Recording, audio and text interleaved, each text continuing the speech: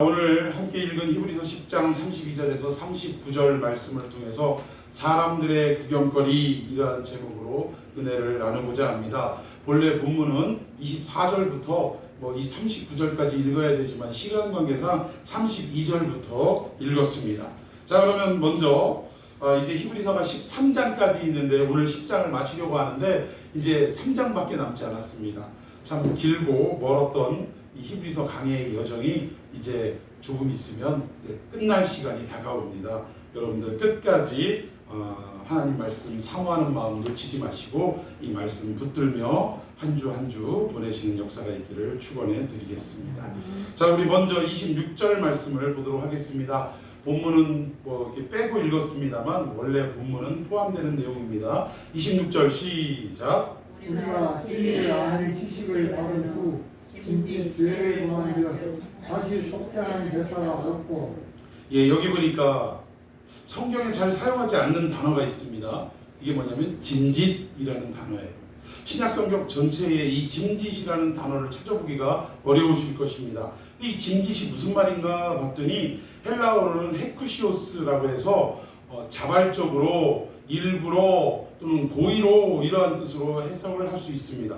그 다음에 26절을 다시 읽어보자면 이런 내용이에요. 우리가 진리를 아는 지식을 받은 후에도 자발적으로 또는 고의로 일부러 죄를 범한다. 그러면 이런 사람에게는 다시 속죄하는 제사가 있다 없다? 없다는 거예요. 아주 무서운 말씀입니다. 흘려보낼 수 있는 내용이 결코 아니라는 거예요. 그러면 도대체 여기에 진리를 아는 지식을 받았다라고 설명하고 있는데 이 말이 어떠한 의미를 가지고 있느냐 이 얘기입니다. 도대체 진리를 아는 지식을 받았는데 왜 일부러 죄를 짓고 또 고의적으로 죄를 짓게 될까? 이러한 상황을 우리가 좀 해석을 해야 되는데 여기 진리를 아는 지식이라는 얘기는 어떠한 의미냐면 정말 믿음이 뿌리를 깊이 내려가지고 정말 성령님의 놀라우신 은혜 속에 살아가는 사람을 얘기하는 게 아니라 우리가 듣기는 들었어요. 하나님의 말씀, 성경에 대해서 설교로 듣고 성경 공부도 하고 또 자기가 의식적으로라도 성경을 읽기도 하고 얼마 전에 어떤 연예인들을 이렇게 일상을 다룬 프로그램을 보니까 전혀 생각지도 못했던 여아 가수인데 모든 하루의 일과를 마치고 잠자리에 딱 들어서더니 침대 안으로 들어가더니 이제 잘 줄 알았더니 뭘 하나 봤더니 성경 통독을 하더라고요. 깜짝 놀랐습니다. 그분이 그렇게 성경을 읽는 심지어는 얘기 들어보니까 내용은 무슨 내용인지는 모르지만 새벽에도 나가가지고 늘 하나님 앞에 기도한대요. 근데 그 옆 사람이 이제 우스갯소리를 하는데 무슨 기도냐면 배우자 놓고 기도하는 내용이다. 그래서 배우자 하나님 좋은 배우자 주십시오라는 기도 제목으로 새벽마다 나가서 기도하고 또 하루에 빗장을 잠그는 그 저녁 시간, 밤 시간에 침대 안에 딱 들어가더니 성경을 꺼내서 성경을 통독하는 것으로 하루의 일과를 끝내는 걸 보고 제가 아주 적잖이 충격을 받았습니다.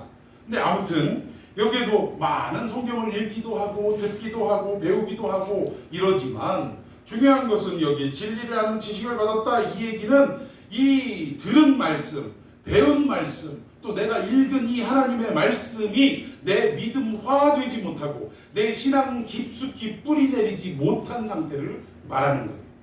여러분 요즘에도 우리가 교회를 다니기는 한다고 하지만 또 예배를 빠짐없이 지키기도 하고 드리기도 하고 이러한 삶을 살아가고 또 과외적인 프로그램으로 성경을 배우고 제자 훈련도 하고 여러 가지 어떤 수많은 프로그램들을 이행하고 또 그걸 이수하면서 신앙생활을 하는 분들이 의외로 많이 있습니다. 그런데 그럼에도 불구하고 우리가 육신의 귀로만 듣고 또는 생각으로만 좋은 말씀이다 라는 수준에서 그치고 만다면 결국 오늘 26절에 나온 짐짓 죄를 범하는 삶으로 연결될 수밖에 없다 그 얘기입니다. 그러니까 우리가 하나님의 말씀을 들을 때에는 귀로만 만족하는 것으로 끝날 것이 아니고 또 우리의 지식이 넓어지는 것으로 만족할 것이 아니고 그 말씀이 우리의 신앙 깊숙이 뿌리 내려서 우리가 그 말씀을 붙들고 인생을 살아가기까지 하는 여기까지 이르는 역사가 있기를 여러분 끊임없이 기도하고 훈련하고 반복하는 역사가 있기를 축원해 드리겠습니다. 그래야 우리가 정말 죄를 짓고자 하는 유혹이 수도 없이 끊임없이 있지만 이 유혹을 넉넉히 이길 수 있다 그 말입니다. 여기에 도대체 짐짓 죄를 지었다, 즉 일부러 죄를 짓고 또 뭐 자발적으로 죄를 졌다, 이런 결과가 나타난다라고 했는데 이것이 결국 무엇으로 이어지냐? 배도와 배교까지도 이어진다는 것입니다. 단순히 세상적인 어떤 타협이 이루어지고 하나님의 말씀은 그렇게 살지 말라라고 하지만 눈앞의 현실이, 나에게 이익이 눈앞에 다가오고 내가 이걸 놓치면 남들이 이 모든 것들을 다 누릴까봐 조마조마한 삶을 살아가다 보니까 이내 그냥 세상과 딱 덥석 손을 잡고 타협을 하고 하나님의 말씀과 상관없는 이러한 삶을 살아가는 것, 이 정도로 그치는 게 아니라 더 나아가면 기독교를, 즉 예수님을 배교하고 배반하는 역사까지 일어나게 된다는 것입니다. 그러니까 우리가 말씀을 들을 때 정말 그냥 귀로 듣고 아멘 아멘 하고 기뻐하고 끝날 것이 아니라 이 말씀을 가슴속 깊이 새기고 반복하고 또 되씹고 곱씹고 우리의 삶 속에 살아나기가 얼마나 힘이 들겠어요. 그러나 이 힘들지만 말씀을 붙들고 이 말씀을 꽃피우고 열매 맺는 삶을 살아가기 위해서 여러분들 분투하는 역사가 있기를 예수님의 이름으로 축원해 드리겠습니다. 자, 우리 24절 25절도 한번 읽어봅시다. 시작. 서로 돌아보아 사랑과 선행을 격려하며 우리를 대한 어떤 사람을 스승과 같이 하지 말고 오직 원하여 그날이 가까움을 볼수록 더욱 그리하자. 예, 이것이 무슨 말이냐? 정말 우리가 하나님 말씀대로 살아간다면 이런 모습이 나타난다는 거예요. 서로가 돌아보고 서로 사랑과 선행으로 어떻게 해요? 격려한다 이 말입니다. 그런데 말씀의 뿌리가 온전히 들어가지 않고 열매 맺히지 못하는 이러한 귀로만 들었던 인생들은 이것과 반대적인 현상이 나타난다는 거예요. 서로를 돌아보는 것이 아니라 서로를 경쟁하고, 그렇지 않습니까? 교회 안에서도 교회와 교회끼리도 경쟁하는 일들이 얼마나 많아요. 예? 이 교회에 5천만 원짜리 파이프 오르간을 설치를 했다고 하니까 거기가 5천만 원이면 우리는 질 수 없지, 우리는 한 1억짜리 갖다가 설치해야지, 뭐 이러면서 마치 교회의 어떤 크기와 규모가 서로 간의 어떤 세를 확장하는 것 마냥 이것이 하나님께 기쁨과 영광을 돌리는 것 마냥 착각하고 살아가는 사람들이 얼마나 많이 있습니까? 성도들끼리도 마찬가지예요. 우리가 교회 안에서, 믿음 안에서 누군가가 은혜를 받고 헌신하고 봉사하는 역사가 있으면 오히려 어떻게 해야 돼요? 칭찬하고 박수 쳐주고. 여러분, 제가 한 가지 참 우리 선배 목사님들이 부흥회 때 했던 얘기 중에 동의할 수 없는 얘기가 하나 있어요. 그게 뭐냐? 교회 안에서 어떤 일을 해내고 사람으로부터 칭찬받으면 그러면 천국에 상급이 있다 없다? 자꾸 이런 얘기를 하시더라고. 그러니까 칭찬을 막 안 하게 해요. 못하게 합니다. 근데 여러분, 그렇지 않아요. 여러분, 이 땅에서 우리가 칭찬받을 일을 하면 우리 교회 안에서는, 기독교 안에서는 어떻게 해야 돼요? 그 사람 막 띄워주려고가 아니라 잘한 일에 대해서는 어떻게 해야 돼요? 칭찬해야 돼요. 돌아봐줘야 됩니다. 아이고 어렵고 힘든 상황인데 아무개 집사님, 아무개 장로님, 아무개 권사님 정말 수고하셨습니다. 그래야 되는 거 아니에요? 초대교회 때 모든 사람들이 배가 고라가지고 먹지 못할 때 바나바가 자기 밭을 팔아가지고 헌금을 딱 했을 때 교회에 어떤 역사가 일어났어요? 바나바! 그 사람 이름이 원래 바나바가 아니에요. 이름은 요한입니다. 요한인데 왜 바나바가 됐냐? 바나바의 뜻이 위로자라는 뜻이에요. 그 사람의 어떤 헌신의 행위가 온 교회를 어떻게 했다라는 거예요? 위로했다, 그 얘기입니다. 그 위로를 누가 했냐? 바나바, 위로자인 요한이 했다. 요셉인가요? 정확하게 지금 기억이 안 나는데 본명은 요한인가 요셉인가 그렇습니다. 근데 아무튼 그 칭찬할 일이 있으면 우리는 당연히 마땅히 칭찬해줘야 돼요. 그리고 여기 그 다음에 사랑과 선행을 어떻게 하라고요? 격려하라고 나와 있지 않습니까? 잘한 일은 잘했다고 격려해줘야죠. 왜 이상한 일들을 했는지. 그러나 우리가 조심해야 될 것은 우리가 헌신하고 사람들에게 기쁨과 소망을 안겨준 그러한 좋은 일을 했다 할지라도 막상 한 당사자는 이것이 내가 한 일이다 라고 자꾸 턱을 높이 들으려고 하고 어깨에 힘을 주려고 하면 여기서는 좀 뭔가 문제가 있다는 거예요. 이를 행한 사람은 겸손함으로 하나님의 은혜 가운데 제가 순종할 수 있었습니다 라고 이야기하는 것이고, 주변에 그 사람으로 인해서 기쁨을 얻은 모든 사람들은 참 수고했습니다, 잘하셨습니다, 박수를 쳐주고 격려해주는 역사가 일어나야 될 줄로 믿습니다. 여러분, 교회가 하늘나라 천국의 모형이라면서요. 안 그렇습니까? 이 땅의 교회가 부족하고 불완전하지만 이 교회는 천국의 모형인 줄로 믿습니다. 그러면 천국에 가서 상급도 지고 박수도 치고 하나님이 칭찬해 주신다는데 거기에 모형인 이 교회에서 칭찬을 안 한다니요. 말이 됩니까 이게? 그러니까 우리가 너무 오해하고 살아왔다라는 거예요. 그리고 어떤 분은 또 그러더라고요. 막 누가 칭찬을 하면 어이 하지 마세요. 나 천국 가면 상급이 없습니다. 왜 내 상급을 깎아 먹으려고 하세요 지금? 이러면서 오히려 칭찬하는 사람을 무한하게 만드는 분들도 있더라고요. 그래서 우리가 하나님을 따라서 해봅시다. 하나님 말씀은 배우고 볼 일이다. 모르니까 이런 일이 일어나는 거예요. 모르니까. 여러분들 우리 교회는 정말 하나님의 이름으로 예수 그리스도의 이름으로 헌신하는 역사가 일어나면 우리는 사랑과 선행으로 격려하고 서로를 돌보는 역사가 일어나는 교회가 되어야 할 줄로 믿습니다. 아멘. 자, 이래야 되는데 그냥 귀로만 듣고 대충 그냥 머리로만 깨달은 사람들은 서로를 돌아보지도 않을 뿐더러 사랑과 선행으로 격려하는 일도 없고 오히려 비방하고 욕하기 바쁘더라는 거예요. 그러니까 지금 내가 교회 생활하는 가운데 내 주변의 성도들, 내 주변의 형제 자매들에게 내가 지금 경쟁을 가지고 있느냐? 어디 저거 봐라. 헌금을 얼마 했다고? 그러면 나는 저거보다는 더 해야 목사님 인정을 받지. 이런 생각으로 살아간다면 아직 나는 하나님의 말씀이 뿌리를 깊이 내린 사람이 아니라 어떤 사람이에요? 그저 귀로만 듣고 지식으로만 깨달은 사람이다 라고 생각하면 틀리지 않은 것입니다. 그리고 내가 살아가는 신앙생활이 사랑과 선행으로 내 형제자매를 격려하고 칭찬하고 돌보는 역사가 없이 오히려 미워하고 저거 꼴보기 싫어서 어떡하나, 뒤통수 보기 싫어서 어떡하나 이러한 생각을 가지고 살아간다면 오늘 성경에서 나오는 진리를 아는 지식을 받았지만 결국 짐짓 죄를 범하는 인생이 될 수밖에 없다는 그러한 상태임을 여러분들은 각자 점검해야 될 줄로 믿습니다. 이것뿐만 아니라 25절 보니까요, 모이기를 패하는 어떤 사람들의 습관과 같이 하지 말라. 반대로 우리가 지식으로만 말씀을 들었던 사람들은 결국 어떠한 일이 생기면 모이기를 패하는 일들을 주저하지 않게 된다는 것입니다. 그런데 우리는 어떻게 해야 되냐? 정말 말씀이 뿌리 깊이 박힌 사람이라면 그런 사람들처럼 하지 말고 그날이 가까울수록 어떡하라? 모이기를 더욱 힘써야 한다. 이게 하나님의 말씀이 우리의 삶을 가르는 기준점이 될 줄로 믿습니다.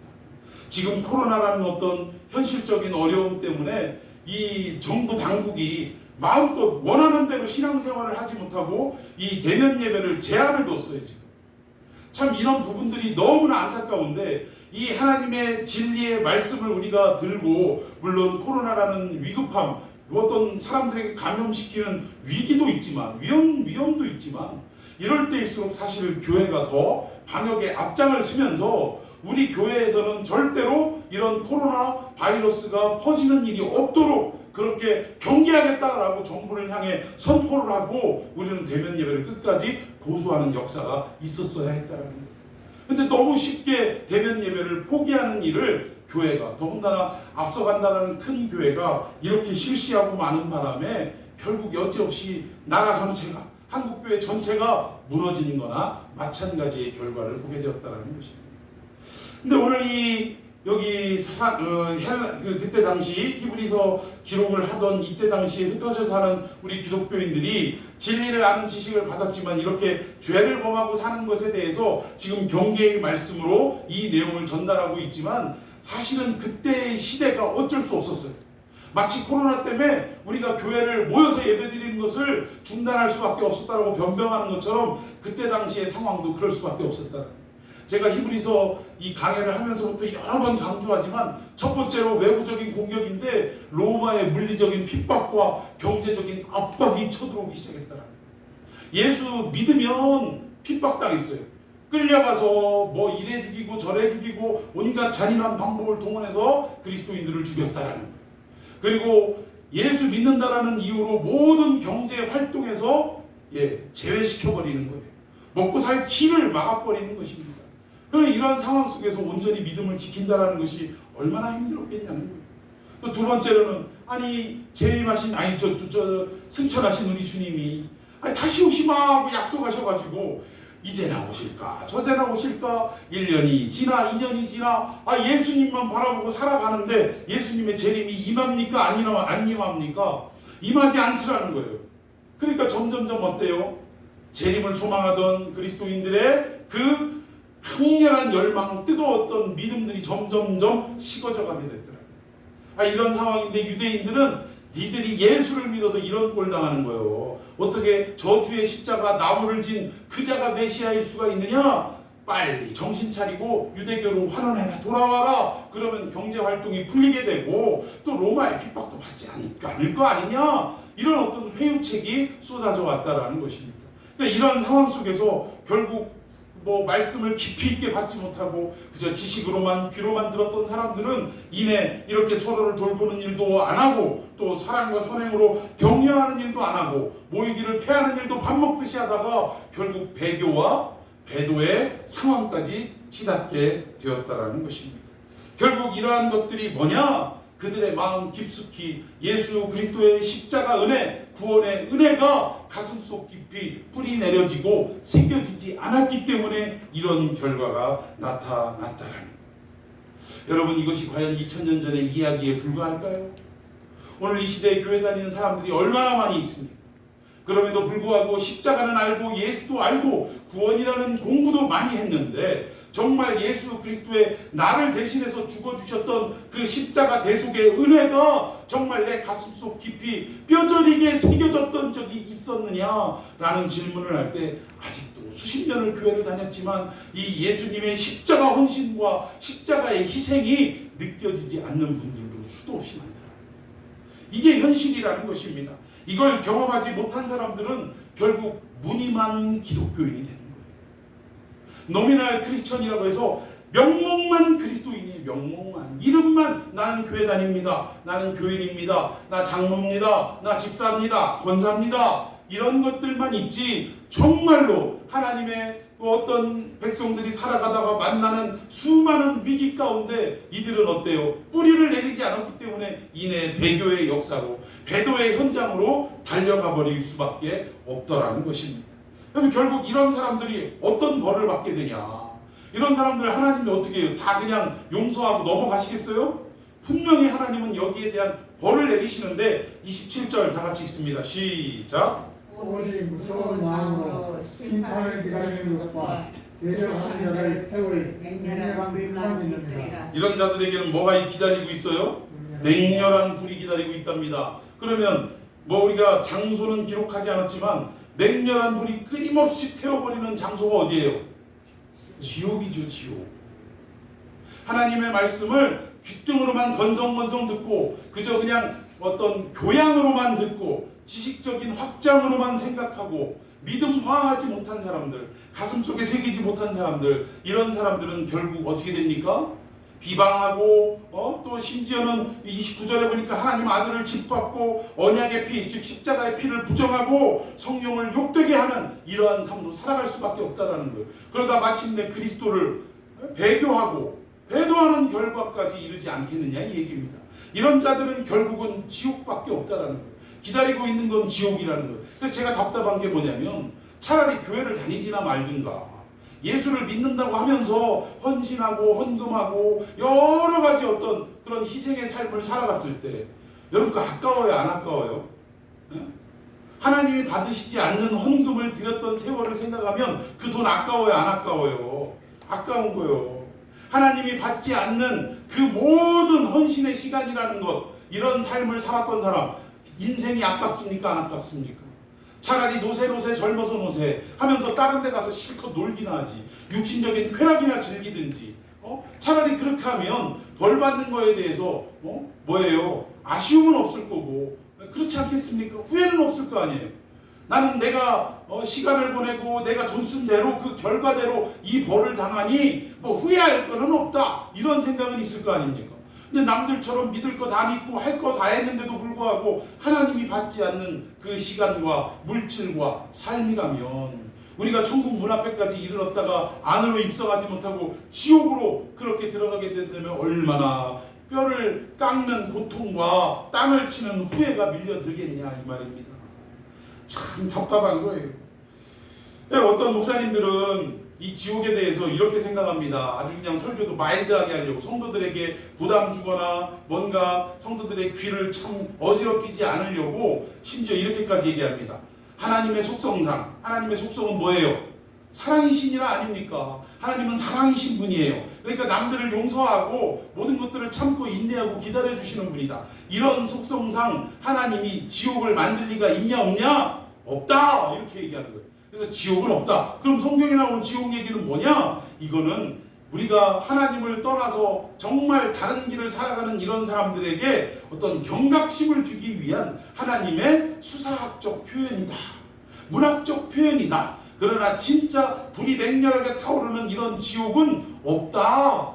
그게 하나님 속성 아니냐? 하나님은 사랑이신데 사랑이라는 분이 지옥 만들어놓고 그 불구덩이에 사람들을 때려놓고 영원토록 고통당하고 그 고통을 지켜보신단 말이냐? 이렇게 얘기하는 목사님들도 있어요. 여러분 어떻게 생각하십니까? 여러분들이 듣기에는 지옥이 없다고 하면 할렐루야 하면서 감사합니다 그러고 싶겠지만 성경이 분명하게 말씀하고 있잖아요. 천국과 지옥은 분명하게 존재하는 줄로 믿습니다. 여러분 지옥, 우리가 가끔 그래요. 특히 청교도들한테 질문을 던질 때 당신은 왜 이렇게 유별나게 신앙생활을 합니까? 라고 청교도들한테 물어봤더니 청교도들이 뭐라고 대답을 했냐면 지옥 가기 무서워서 저는 이렇게 신앙생활을 합니다 라고 대답했다. 어떤 사람들한테 예수 왜 믿어요? 아우 지옥 갈까 무서워서요. 이러면 우리는 뭐라고 생각하냐면 아이고 이 사람 참 신앙의 수준하고는 막 뭔가 좀 근사한 어떤 그런 이야기들을 해야지. 지옥 갈까 무서워서 예수 믿는다니 라고 생각을 하는 경향이 있지만 아닙니다. 여러분 지옥 갈까 무서워 예수 믿는 사람은 신앙에 아주 깊이가 있는 사람입니다. 믿습니까? 동의하십니까? 여러분 잘 이해가 안 되시죠? 지옥이 있다라는 것을 믿는 사람은 반대급부적으로 무엇도 있다라고 믿는 거예요. 천국도 있다라는 것을 믿는 것입니다. 여러분 우리가 무슨 하나님을 기쁘시게 하기 위해서 하나님의 구원 역사를 성취하는 도구가 되기 위해서 뭐 어떻게 한다고요? 까불지 말라고 그래요. 솔직하게 얘기하면 하나님이 나를 버리시고 지옥불에 던지실까 두려운 마음, 이게 근본적인 거예요. 그리고 하나님 이와 반대로 내가 하나님과 영원토록 천국에서 왕노릇하며 살아가기를 원합니다. 이것이 우리 신앙의 가장 근본적이고 기초가 되는 고백인 줄로 믿습니다. 뭘 지옥이 없다라고 설교를 합니까? 저는 안타까워요. 차라리 그렇게 설교해서 목숨을 연명하고 생활을 유지해 나가려고 그렇게 성도들의 눈치를 볼 것 같으면 차라리 목회 그만두고 다른 거 하세요. 목사가 뭐 이렇게 돈 많이 번다고. 그냥 이해가 안 가더라고요. 여러분 성경은 성경대로 가르치고 전파하고 믿어야 될 줄로 믿습니다. 그런 역사가 일어나야 하는 거예요. 자, 우리 29절에도 읽었지만 결국 이들은 하나님 아들 예수도 부정하게 되고 그의 은혜의 십자가 구원의 언약의 피도 부정하게 되고 더 나아가서 성령까지도 욕되게 하는 그러한 삶을 살아가게 되더라는 것입니다. 그러니까 참 이러한 배교와 배도의 현장이 우리 눈앞에 계속 펼쳐지고 어떤 시대의 흐름처럼 이런 일들이 그냥 대세의 물결로 지금 쓰나미처럼 우리를 뒤덮는데 여러분 생각해 보세요. 이 코로나19가 벌써 1년 6개월이 됐습니다. 교회 문을 뭐 이게 반만 열어놓은 거라고 표현할 수 있죠. 반이 뭐예요? 20%만 열어놓은 거예요. 지금 20%만. 다 앉지 못하고 20%로 제한해서 지금 예배를 드릴 수 있도록 만들었기 때문입니다. 그런데 이러한 일들이요. 지금 처음에는 많은 교회들이 들고 일어나가지고 이럴 수는 없다. 특히 큰 교회보다는 작은 교회 또는 하나님의 이 예배가 하나님을 향한 예배가 생명이라고 여겼던 목사님들은 이걸 끝까지 들고 일어나서 막 투쟁하는 것처럼 했었어요. 근데 많은 교회들은 오히려 그 교회를 비방하고 손가락질하면서 코로나가 영원한 것도 아니고 요때만 잠시 잠깐 이렇게 하자는 건데 뭘 저렇게까지 극성을 부리냐. 심지어 제 아는 목사님은 어떻게까지 표현하냐면 지가 언제부터 예배를 생명으로 여겼다고. 그러니까 평상시에 조금 목사님이 그렇게 열정적인 모습을 보이지는 못하셨던 모양이죠. 그러나 우리가 열정적인 모습으로 예배를 드리던 아니면 미지근한 모습으로 예배를 드리던 그 예배 자체는 우리의 모습과는 상관없이 생명을 전달해주는 통로가 될 줄로 믿으시기를 바랍니다. 아니 이렇게 됐는데 어느 순간인가 한국교회가 대세가 돼버리고 말았어요. 교회 정부 방침에 따라서 그냥 막 철저하게 이렇게 하는 것이 그게 교회가 해야 될 참된 모습이다라고 여기는 이런 어떤 대세의 물결에 휩쓸리는 분위기가 되고 말았다라는 것입니다. 근데 이럴 때 과연 이렇게 서로를 돌보지도 않고 격려와 사랑으로 이렇게 격려하지도 않고 모이기를 패하기도 하고 또 이런 상황 속에 예수 그리스도의 피까지도 부정하는 성령까지도 욕되게 하는 이러한 대세의 물결이 흘러갈 때 그리스도인들은 어떻게 해야 되냐. 믿음의 뿌리가 내려진 말씀이 뿌리 내려지고 새겨진 그 성도들은 어떻게 해야 되냐. 이것이 바로 오늘 여러분들과 읽었던 32절부터의 내용입니다. 이럴 때일수록 우리는 이렇게 해라 라고 정답을 말씀하는 거예요. 자, 32절 다 같이 읽습니다. 시작. 전날에 너희가 빛을 받은 후에 고난의 큰 싸움을 견디어낸 것을 생각하라. 아멘. 이 32절과 처음 읽었던 26절이 좀 비슷합니다. 26절은 그리스도를 아는 지식을 받은 후에라고 얘기하고 있고 32절은 전날에 너희가 빛을 받은 후에라고 표현하고 있어요.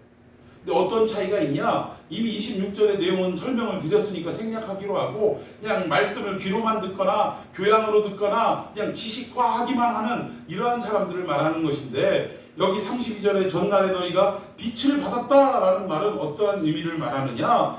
예수가 나의 구세주가 된다는 것을 의심 없이 믿는 사람, 십자가의 그 공로가 나를 살리셨다라는 이러한 모든 것들을 내가 의심 없이 믿는 사람이며 동시에 예수만이 나의 구원자가 되시고 내 인생의 주인이 되신다라고 생각하고 그대로 살아가는 사람, 결국 뭐예요? 신앙의 뿌리가 깊이 내린 사람을 말하는 것입니다. 그러니까 이런 사람들은 어떻게 해야 되냐? 고난의 큰 싸움을 견뎌낸 것을 생각하라. 그러니까 이전에 정말 예수님의 말씀이 우리의 신앙화되고 뿌리를 내려서 가슴속에 새겨지고 이렇게 살아왔던 진짜 신앙인들은 지금 겪는 고난보다도 더 큰 고난을 예전에 이미 겪어왔다 그 얘기예요. 여러분 언제 그런 일이 있었을까요? 초대교회가 막 왕성하게 부흥할 때 스데반 집사님의 죽음이 일어남을 필두로 해서 예수 믿는 사람들을 사그리 잡아 죽이는 유대 교도들의 이러한 핍박이 있었습니다. 로마의 핍박도 무서웠지만 유대교는 신앙을 바탕으로 사람들을 죽이는 일이기 때문에 얼마나 열심히 했냐는 거예요. 로마 사람들은요, 로마를 떠나면 내버려뒀어요. 모든 재산 다 내려놓고 몸만 가지고 그냥 떠나가면 그들을 쫓아가서 죽이는 일은 안 했다 이겁니다. 그런데 유대인들은 어떻게 했다고요? 사울 하는 짓 보세요. 공문까지 받아다가 지들 나라 안에서만 예수 믿는 사람을 핍박해도 그것도 문제인데 심지어 저 멀리 다마스커스 다메섹까지 공문을 들고 쫓아가서 거기까지 도망간 사람들을 체포해서 끌고 와서 어떻게 하려고 한 거예요? 스데반처럼 죽이려고 했다라는 거예요. 이거 어마어마한 핍박입니다. 로마의 핍박은 흔히 얘기하는 대로 이빨도 안 난 핍박이에요. 이 유대인들의 핍박은 가히 이건 상상할 수 없는 그러한 정도의 핍박이었다라는 거예요. 그런데 말씀이 뿌리 내리고 이 말씀이 실황화됐던 이 사람들, 즉 빛을 받았던 이 사람들은 지금 겪는 고난도 크고 무섭지만 이 이전에 더 큰 고난을 이미 받고 그 고난에서 어떻게 했다고요? 견뎌냈다 이 얘기입니다. 그 견뎌냈던 그때를 기억하라라고 얘기합니다. 여러분 우리도요, 참으로 살아가면서 예수를 평생 믿고 살아가면서 수도 없는 어려움과 괴로움과 문제들을 부딪히고 또 맞닥뜨리며 살아가는 것이 우리의 인생입니다. 예수 믿는다고 다 걱정 근심 없던가요?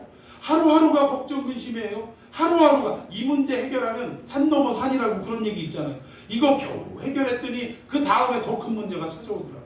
이게 우리네 기독교인들 삶인데, 근데 우리가 여기까지 버틸 수 있었던 그 내용들을 잘 생각해보면 뭐냐? 내가 한 3년 전에 이러이러한 큰일이 있었는데 그때도 하나님을 붙들고 의지했더니 하나님이 어떻게 하셨어요? 그 위기를 넘어가게 하셨다. 그 문제를 해결해 주신 적이 있다 이 얘기입니다. 그러면 지금 내가 또 어떤 어려움과 문제를 딱 부딪혔을 때 우리는 뭘 기억할 수 있어요? 3년 전에 역사해 주셨던 그 하나님, 나에게 임하셨던 그 하나님, 내 모든 기도를 들으셨던 그 하나님을 우리는 다시금 기억하고 그때를 생각할 수 있다라는 것입니다. 지금 그 얘기하는 거예요. 빛을 비춤받았던 너희들아, 지금도 어렵지만 그때 더 큰 고난 니들이 온전히 견뎌냈던 적이 있지 않냐, 그때를 생각하라. 지금 이 말씀을 하고 있다라는 것입니다. 자, 우리 33절 시작. 혹은 비만과 환란으로서 사람에게 구경거리가 되고 혹은 이런 행편에 있는 자들과 사귀는 자가 되었으니. 예, 여기 보니까 우리가 그 어려움에 처해 있을 때 빛을 비춤을 받았던 이 사람들이 끝까지 견뎌내고 이겨냈을 때 그들에게 기다리는 것은 사실 뭐가 기다려야 되냐? 여러분, 상급이 기다려야 되고 축복이 기다려야 되고 모든 답답했던 인생이 변화되는 역사가 기다리고 있어야 된다는 거예요. 그런데 우리 기독교인들을 더욱더 힘들고 지치게 만드는 게 우리의 삶에 변화가 있어요, 없어요? 변화가 없다라는 거예요. 변화가 없다라는 거. 이렇게까지 내가 믿음을 지키고 끝까지 배교하지 않고 예수님을 배도하지 않고 이렇게 말씀을 붙들고 견뎌왔건만, 그런데 내 인생에 뭔가 우리의 기대대로 뭔가 하늘에서 돈벼락이 떨어진다거나 건강이 확 좋아진다거나 뭔가 인생의 전환점이 확 펼쳐진다거나 이러지를 않더라는 거예요. 아무런 변화도, 아니 어쩌면 어제보다도 오늘이 더 힘들고 한숨 쉴 수밖에 없는 삶으로 바뀌게 되더라는 것입니다. 이게 더 우리를 힘들게 하는 거예요. 그러면서 여기서 뭐라고 말씀하느냐, 오히려 상급이 있고 축복이 있는 게 아니라 33절에 우리를 향한 비난이 있고 사람들에게 뭐가 된다고요? 구경거리가 된다라고 성경은 말씀하고 있습니다. 여러분, 구경거리는 뭐냐? 한마디로 말하면 이런 거예요. 이거 보고 재밌네? 볼만하네? 사람들이 이렇게 우리의 인생을 보고 살아가는 모습을 보고 믿음의 모습을 보고 이렇게 이야기하더라는 것입니다. 여러분, 우리가 세상에서 제일 재밌는, 이게 못된 소리긴 한데 세상에서 제일 재밌는 구경이 무슨 구경이래요? 남의 집 불나는 불구경, 그리고 또 지나가다가 나하고 전혀 상관없는 두 사람 또는 여러 사람이 치고받고 싸우는 싸움 구경, 이거만큼 재밌는 게 없대요. 여러분, 우리가 이 땅에서 어려움을 겪고 힘들게 살아가는 모든 문제를 만난 삶이 세상 사람들이 볼 때는 뭐예요? 불구경 같은 거고 싸움 구경 같은 것들로 보이더라는 이 말입니다. 아니, 저거 예수 믿고 산다더니 어떻게 저렇게 맨날 가난하디야? 저거 예수 믿고 산다더니 어떻게 좋아지는 게 없고 말이지? 왜 맨날 아파갖고 빌빌거리고 말이지? 참 어떻게 사는지 한번 더 지켜볼까? 하고 구경거리가 되었다, 이 말입니다. 끝까지 믿음 지키고 말씀 붙들고 살아가는 성도들에게 뭔가 기대했던 것처럼 놀라운 삶의 반전이 일어나고 참으로 기쁘고 즐겁고 이 땅에서 누리는 축복의 역사가 기다리는 것이 아니라 오히려 더 힘들고 어렵고 사람들의 손가락질과 조롱과 비방에 또는 구경거리가 되는 이러한 삶이 계속적으로 펼쳐지고 있다, 이 얘기. 여러분, 이 시대를 살았던 우리 선배들은 결국 예수 믿는다는 이유로, 믿음을 지킨다는 이유로 톱으로 켬을 당하고 원형 경기장에 배고픈 맹수를 풀어놓고 거기에 찢겨서 밥으로 만들어버리고 수없이 정말 입으로 담지 못할 그런 잔인한 방법으로 죽임을 당할 때 사람들은 어떻게 하고 있었어요? 여러분, 로마 원형 경기장에서 짐승들에게 순교당하는 우리의 선배들을 바라보면서 그걸 바라보는 관중들이 뭐하고 있었어요? 술잔을 기울이고 있었다는 거예요. 사람이 죽어가는데, 그것도 잔인한 방법으로 죽어가는데 술잔을 기울여가며 아이고 재밌다 이러면서 세상 말로 니나노 하면서 우리 그리스도인들의 죽어가는 삶, 힘들게 버텨가는 그 삶을 구경거리로 삼았다, 이 얘기입니다. 지금 현실도 그렇지 않습니까? 사람들은 그래요. 또 이렇게 매 삶도 바뀌지도 않는데 너 이렇게 11조하고 헌금 갖다가 치고 그러는데 너 그 돈이면 차라리 애들 학원비를 못이야. 공부도 못 시키는데 얼마나 부모 역할을 못 해주는데 그 돈 있으면 애들 옷이라도 한 벌 사줘. 집에 쌀이라도 한 포 사. 이거 뭡니까? 우리를 향한 비난과 동시에 구경거리. 또 예수 믿는다더니 이거 뭐하고 사는 거예요, 저거? 이거하고 똑같다라는 것입니다. 오늘 이 시대에도 우리가 그렇게 믿음을 지키고 살아가려고 애쓰다 보면 세상 사람들 산으로 들러 놀러 다니기 얼마나 좋은 이 주말입니까?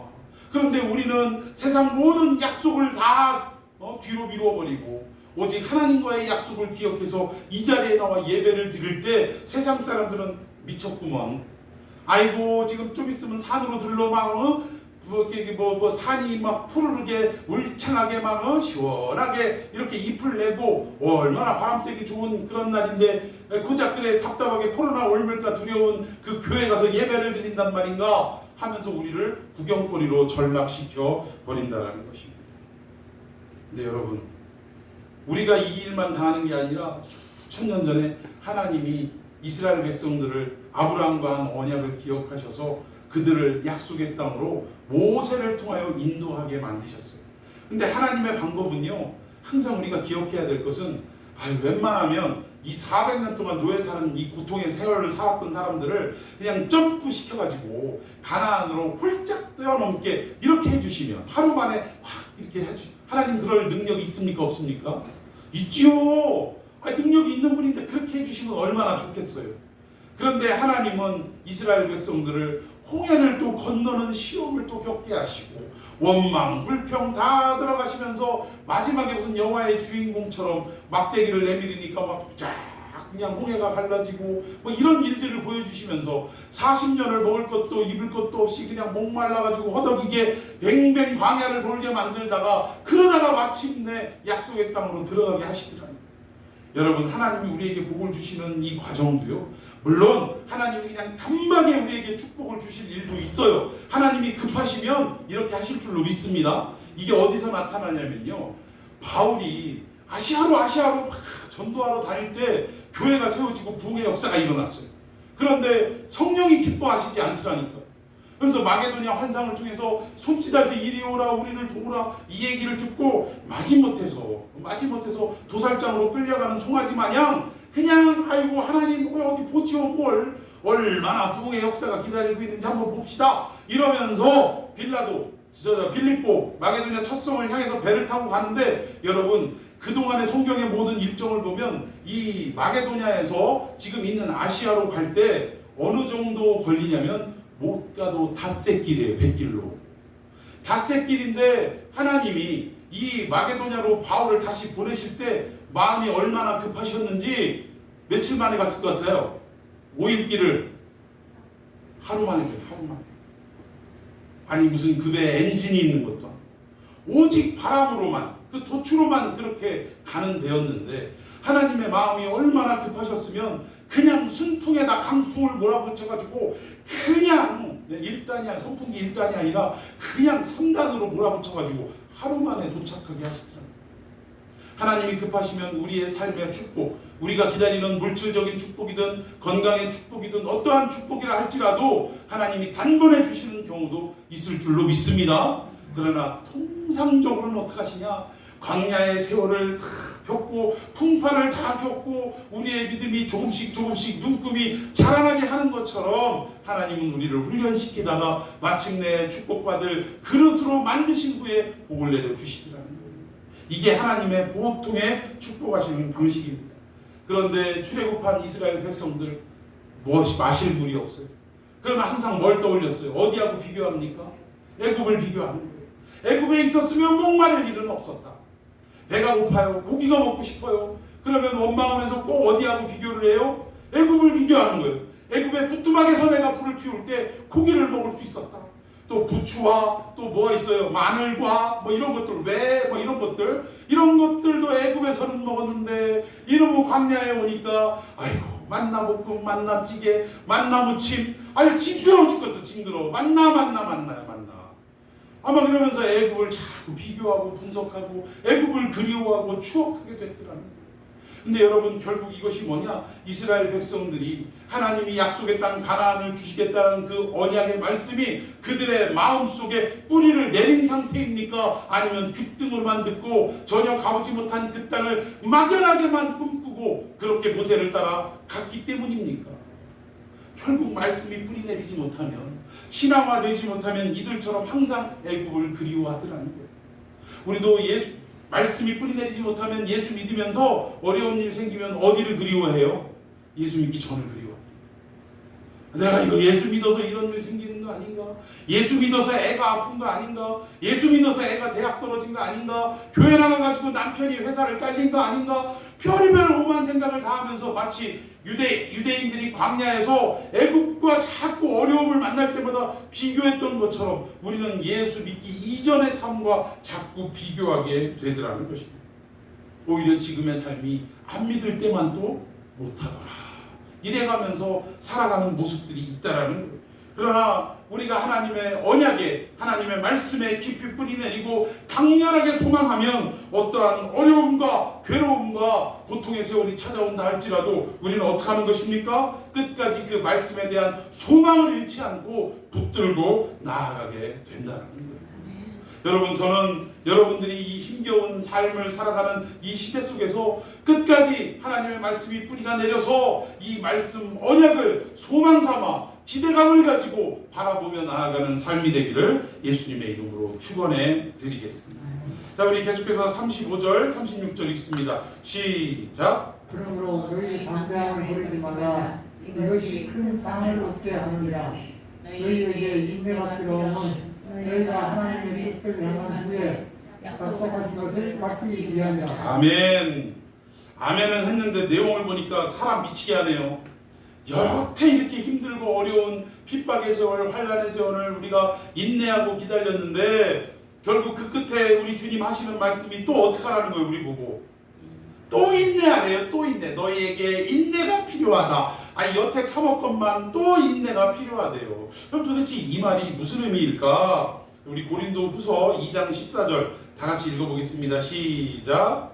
우리는 그리스도의 제사장 행진에 언제나 씌워주시는 하나님께 위에 우리 개정개혁 읽어봅시다. 항상 우리를 시작. 항상 우리를 그리스도 안에서 이기게 하시고 우리로 말미암아 각처에서 그리스도를 아는 냄새를 나타내시는 하나님께 감사하노라.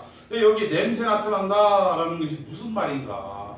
그러니까 우리 흔히 얘기하는 우리는 그리스도의 향기라 이러면서 가는 데마다 우리가 예수 믿는 사람임을 나타내고 드러내는 그걸 향기라고 하는가? 그것도 틀린 말은 아닙니다. 그러나 우리가 이 성경이 쓰여졌던 그 시대의 문화를 좀 우리가 알아야 돼요. 이때는 또 로마 시대 아니겠습니까? 그 로마 제국 시대에 도대체 이 냄새가 뭘 나타내는 거냐? 요거를 좀 우리가 여러 가지 어떤 정황적인 또 문헌을 바탕으로 해서 이걸 좀 깨달으면 금방 이해가 쉽습니다. 그래서 성경을 저는 이렇게 얘기하고 싶어요. 어떤 분들은 성경을 문자적으로 해석할 거냐, 영적으로 해석할 거냐 라고 딱 질문을 하는데 저도 예전에는 영적으로 해석해야죠 라는 대답이 먼저 튀어나왔어요. 그런데 지금은 많이 달라졌습니다.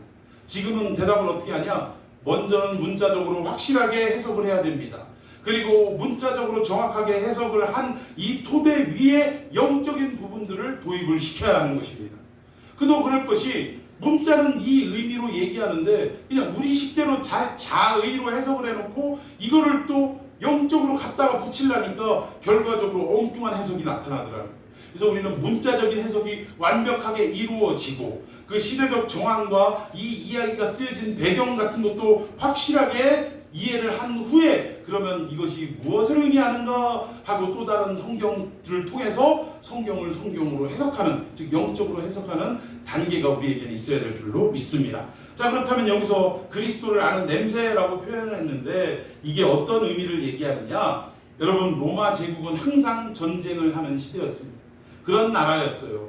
그러니까 계속 영토를 확장해야 되니까 전쟁이 끊임없이 이루어지는 나라가 로마였는데 전쟁에서 승리하고 돌아오는 장군을 뭐라고 불러요? 개선장군이라고 합니다. 이 개선장군의 돌아오는 행렬을 문헌을 통해서 살펴보면 맨 앞에 뭐가 나가냐면 개선장군이 나갈 것 같지만 아니에요. 개선장군 앞에 높은 장대가 이렇게 딱 세워집니다. 그리고 그 장대 끝에는 뭘 피우냐? 향로가 있어서 향을 피우는 거예요. 향을. 그 향을 아주 아름답고 진한 향을 피우는 거예요. 그 향 피운 그 막대기가 그 장대가 먼저 앞서 행하고 그 뒤를 누가 따르냐? 개선장군이 아주 그냥 어깨에 힘을 딱 주고 이렇게 말을 타고 가는 거예요. 그리고 그 뒤로는 로마의 군병들이 따르는 겁니다. 그러니까 개선장군의 부하들이겠죠. 부하들이 따르고 그 뒤로는 뭐가 따르냐? 노획물들이 따르는 거예요. 이 노획물들은 주로 포로나 노예들을 말하는 것입니다. 이들이 쭉 따르는데 사람들은 그때 당시 어떤 통신망도 없고 이러다 보니까 먼 발치에서 어떤 눈으로 확인을 하고 개선 장군이 입성하는구나 라는 것을 아는데, 개선 장군이 보이기도 전에 이미 뭐가 진동을 해요? 향이 진동을 하는 거예요. 개선 장군을 앞선 이 향이 진동을 함과 동시에 개선 장군의 행렬이 곧 다가왔구나, 임박했구나 라는 것을 알게 되더라는 것입니다. 그래서 여기서 각처에서 그리스도를 아는 냄새를 나타낸다, 이 얘기는 우리가 개선 장군 앞에서 냄새를 피우는 향의 역할을 해야 된다, 이 얘기예요. 그래서 우리가 살아가는 모든 삶을 보기만 해도 저 사람은 예수쟁이, 저 사람은 교회 다니는 사람, 이것이 자연스럽게 드러나야 된다는 것입니다. 믿습니까? 막연하게 우리는 그리스도의 향기야 이렇게 얘기할 게 아니라, 이런 어떤 문화적인 시대적인 배경의 역사를 우리가 알면 이해하기도 쉽고, 우리가 정말 이 말씀의 진정한 의미가 무엇인지 깨닫기도 쉽게 되더라는 거예요. 근데 여기 보니까 항상 그리스도 안에서 우리를 이기게 하신다라고 말씀하는데, 이 이기게 한다라는 말이 어떤 의미인가가, 이 원어를 그대로 해석을 한, 가깝게 해석한 공동번역 성경을 읽어보면 우리가 좀 더 이해하기가 쉽다라는 거예요. 자, 공동번역 성경을 한번 읽어봅시다. 시작. 우리는 그리스도의 개선 행전에 언제나 끼워주시는 하나님께 감사드립니다. 이 말이 무슨 말이냐면, 그 위에 우리를 그리스도 안에서 이기게 하셨다, 이 얘기가 우리가 언제 우리가 우리의 삶 속에 어둠과 싸워서 이기고 승리한 적이 있어요? 네? 맨날 이리 저 터지고 저리 쓰러지고 내 맞아가지고 코피가 질질 흘리다가 예수님 도와주세요 도와주세요 이러다가 예수님이 도와주셔서 겨우 주일날 와가지고 하나님 은혜 감사드립니다. 그리고 나서 아멘 하고 교회 밖으로 나가면 또 세상의 유혹과 타협 앞에 인해 무너져서 이리 터지고 저리 터지고 이겼던 적이 없어요. 한번 이겼던 분 손 한번 들어보세요. 이겼던 적이 없어. 맨날 지고 터지고, 그래서 나는 예수님 필요해요, 쟤 좀 때려주세요, 이게 우리 삶이었다니까요. 그런데 우리를 항상 이기게 하셨대. 그 이기게 하셨다는 얘기가 뭔가를 봤더니 개선 행진에 언제나 끼워주셨다. 이게 무슨 말이냐? 여러분, 전쟁에서 승리하고 돌아오신 분은 우리 예수님인 줄로 믿습니다. 예수님은 마지막 전쟁까지 이미 십자가에서 다 끝내놓으셨어요. 이미 다 승리를 거두어 주셨다라는 거예요. 근데 우리는 맨날 인생을 살아가면서 이리 터지고 저리 터지고 이겼던 적이 없는데, 예수님은 우리 보고 이겼대요. 근데 그 이겼다는 내용을 알고 보니까 아까 개선 장군이 앞서 나가고 그 뒤로 누가 따라요? 병정들이 뒤따르고 그 뒤에 누가 따른다고요? 노예들이 따르는 거예요. 노예와 포로들이 따르는 겁니다. 여러분, 예수님과 우리의 관계는 바로 주님과 노예의 관계인 줄로 믿습니다. 그리고 인생의 싸움에서 우리가 우리의 주인이라고, 내 마음은, 내 나라는 내가 왕이라고 살아왔던 존재들인데, 누구와 싸워서 우리가 대패했냐면 예수님과 싸워서 우리가 대패한 거예요.